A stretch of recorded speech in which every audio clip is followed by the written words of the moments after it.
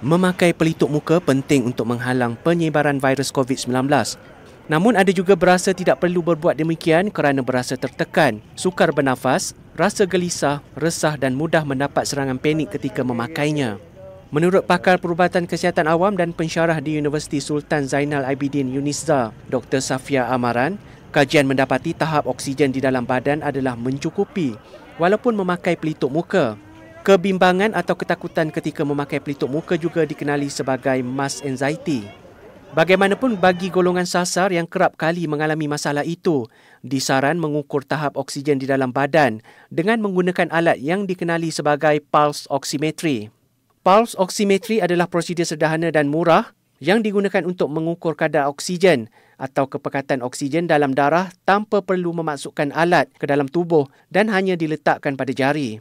Pandangan saya, dalam keadaan macam ni, kajian memang menunjukkan pakai mask ni tidak membuatkan nafas kita terganggu. Maksudnya oksigen yang masuk dalam badan kita adalah mencukupi. Tetapi sesetengah orang masih rasa remas dan lemas. Okey, cadangan saya, antara perkara yang boleh mereka lakukan untuk meredakan rasa resah ni ialah mungkin mereka boleh beli alat yang kita panggil pulse oximetry untuk mengukur kadar oksigen dalam badan kita. Jadi bila kita pakai tu, kita boleh tengok yang bilangan yang normal ialah 95% dan ke atas. Bila value tu 95 ke atas, maksudnya oksigen yang ada dalam badan kita memang cukup walaupun kita menutup hidung kita. Dr. Safia yang juga Ketua Jawatankuasa Kesihatan COVID-19 UNISZA berkata, ketakutan yang dialami oleh golongan sasar ketika memakai pelitup muka juga adalah satu masalah besar bagi individu yang memiliki masalah kebimbangan melampau atau klaustrofobia.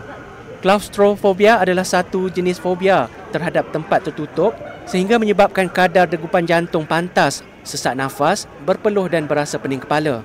Ia boleh berlaku tanpa sedar dan membuat mereka lebih cemas dan takut. Jelasnya, penggunaan pelitup muka yang sesuai dan selesa juga amat penting bersabit permasalahan itu. Tapi kalaulah masih rasa lemas dan tak tahan, mungkin boleh keluar sekejap di ruang yang kat luar, open space ataupun jauh sikit pada orang, boleh buka sekejap. Ambil masa, tarik nafas, lepas nafas sampai rasa tenang, kemudian pakai semula. Satu lagi, mungkin boleh memilih mask, medical mask yang memang tahap yang dipakai oleh hospital lah, biasa dipakai oleh surgeon.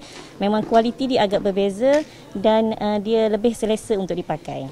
Jika ingin lebih selesa ketika memakai pelitup muka, boleh juga menyapu wangian atau bau-bauan aromaterapi di pelitup muka sebagai untuk lebih berasa tenang.